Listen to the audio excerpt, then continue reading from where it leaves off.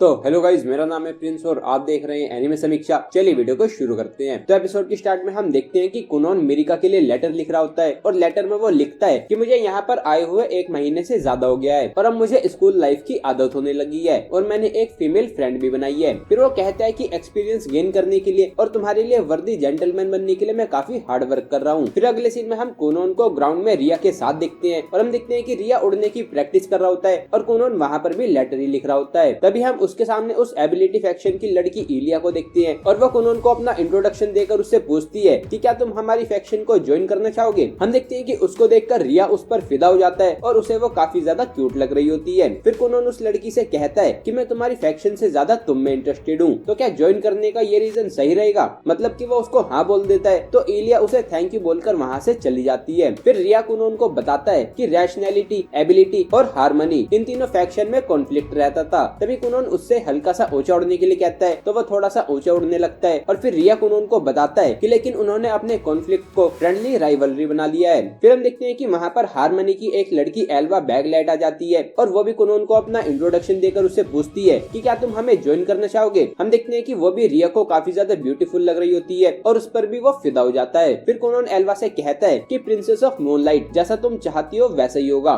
तो हम देखते हैं कि ये सुनकर रिया शॉक हो जाता है और फिर एल्वा वहाँ से चली जाती है। फिर रिया कुनोन से पूछता है कि क्या तुम दो फैक्शंस को एक साथ ज्वाइन करोगे। तभी हम देखते हैं कि वहाँ पर एक और लड़की आ जाती है और रिया को वो भी काफी ज्यादा क्यूट लग रही होती है और फिर वो कुनोन से कहती है कि मेरा नाम कशिश है और मैं रैशनैलिटी से हूँ, क्या तुम हमें ज्वाइन करना चाहोगे। तो कुनोन उससे कहता है कि भला मैं ऐसा क्यों करूंगा और ये कहकर कुनोन वहाँ से चला जाता है तो रिया भी उसके पीछे पीछे चला जाता है। फिर रिया कुनोन से पूछता है कि तुमने इतनी क्यूट लड़की की रिक्वेस्ट को एक्सेप्ट क्यों नहीं किया। तो कुनोन उससे कहता है कि अगर वो लड़की होती तो मैं एग्री कर जाता, मतलब कि कशिश लड़की नहीं लड़का होता है। तभी हम उस पहले वाली लड़की को कुनोन के सामने देखते हैं और वो कुनोन से पूछती है कि क्या तुम रैशनैलिटी को ज्वाइन करना चाहोगे। तो हम देखते हैं कि कुनोन उसको हाँ बोल देता है और कहता है कि भला एक जेंटलमैन एक लेडी की रिक्वेस्ट को कैसे मना कर सकता है। फिर अगली सीन में हम देखते हैं कि रिया हैंक को बताता है कि कुनोन ने तीनों फैक्शन को ज्वाइन कर लिया है। तो सुनकर वो कहता है कि अगर उन्हें ये पता चल गया तो वो खुश नहीं होंगे। फिर अगली सीन में हम देखते हैं कि एबिलिटी फैक्शन कुनोन के उनको ज्वाइन करने की खुशी में पार्टी कर रहे होते हैं और उसके लिए बेल इलिया की तारीफ करता है और कहता है कि तुमने हमारे लिए एक न्यू जीनियस स्टूडेंट को सिक्योर करने का डिफिकल्ट काम किया है। तभी वो पहले वाली लड़की कहती है कि मैंने भी हार्ड वर्क किया है। तो बेल उससे कहता है कि तुमने सही कहा, तुमने भी काफी अच्छा काम किया है। तभी हम देखते हैं कि अचानक से उसके पीछे से एक आदमी आता है और कहता है कि अब एबिलिटी स्टेबल कंडीशन में है। हम देखते हैं कि उस आदमी जेनेविस के अचानक से आने से वो लड़की काफी ज्यादा डर जाती है तो वह उससे सॉरी बोलता है। फिर उसको देखकर इलिया कहती है कि ये काफी अच्छा पर्सन है लेकिन इसके बात करने का तरीका काफी अनोइंग है। फिर जेनेविस जाकर बेल से कहता है कि मैंने एक रूमर सुना है। तभी हम देखते हैं कि वहाँ पर रैशनैलिटी के मेंबर्स आ जाती हैं तो उनको देखकर जेनेविस कहता है कि काश तुम यहाँ पर बिना परमिशन के ना आए होते। फिर हम देखते हैं कि एक लड़की सांड्रा उसके बोलने के तरीके से काफी ज्यादा गुस्सा हो रही होती है और फिर बेल लुलू से पूछता है कि क्या तुम्हें कुछ चाहिए। तो वो उसको बताने लगता है लेकिन तभी कशिश बीच में आकर उससे कहती है कि वहाँ पर खड़ी वो बदसूरत लड़की कुनोन को रिक्रूट करने की बकवास कर रही है तो हम यहाँ पर कंप्लेन करने आई है। ये सुनकर इलिया कहती है कि मैंने कोई बकवास नहीं की और मैं बदसूरत नहीं हूँ। फिर हम देखते हैं कि वो दोनों आपस में बहस करने लगते हैं तो लुलू कशिश को रोकता है और उनसे कहता है कि इसको माफ कर दो, इसे सच बोलना कुछ ज्यादा ही पसंद है। हम देखते हैं कि ये सुनकर वो कंफ्यूज हो जाते हैं कि लुलू माफी मांग रहा है या उनकी बेइज्जती कर रहा है। फिर हम देखते हैं कि शिल्टो आ जाती है और फिर अगले सीन में हम देखते हैं कि लुलू उनसे कहता है कि जैसा हमने अग्री किया था उसी ऑर्डर में हमने कुनोन को अप्रोच किया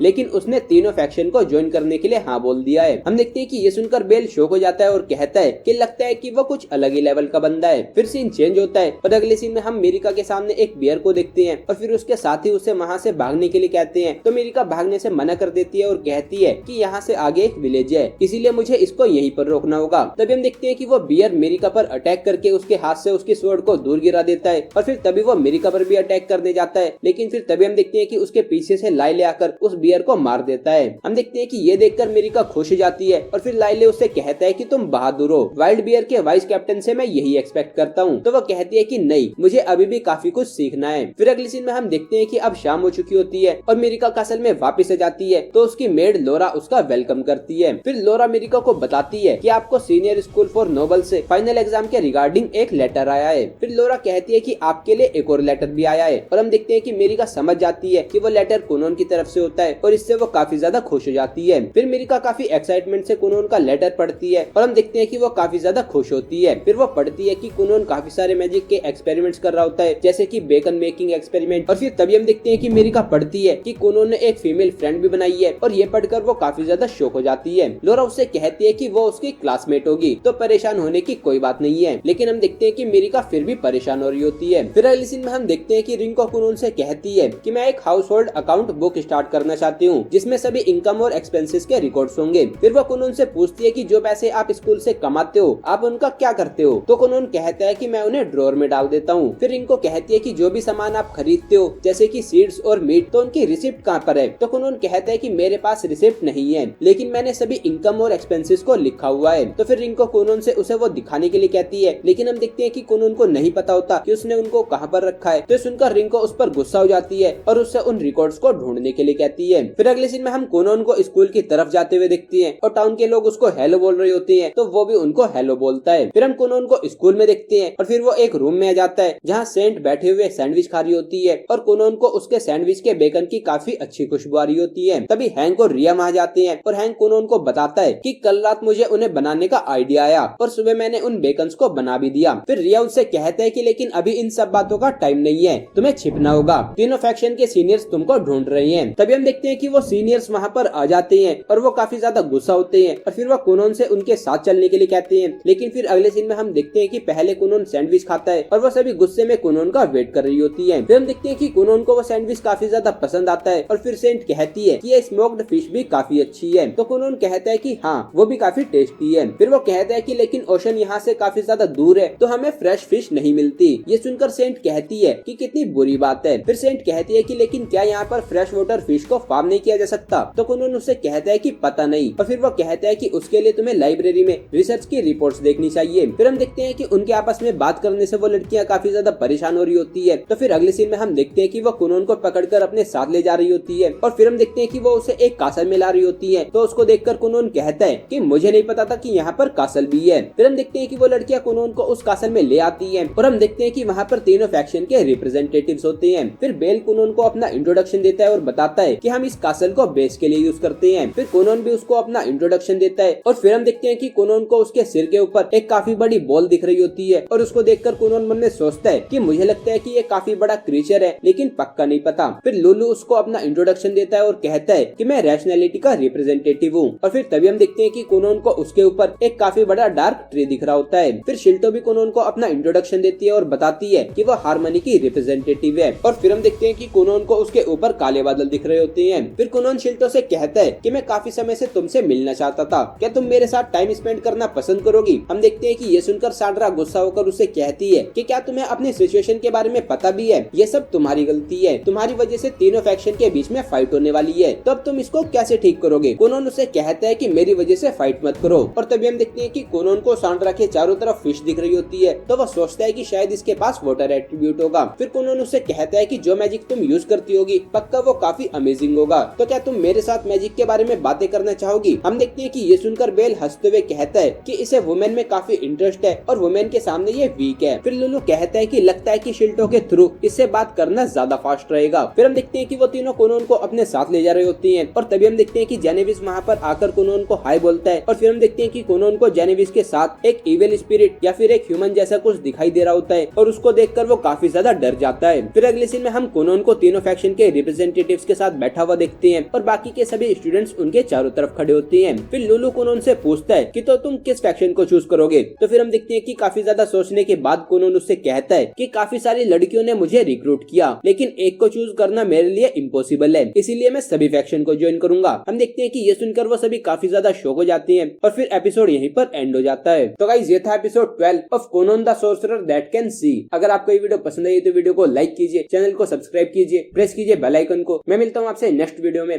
थैंक यू।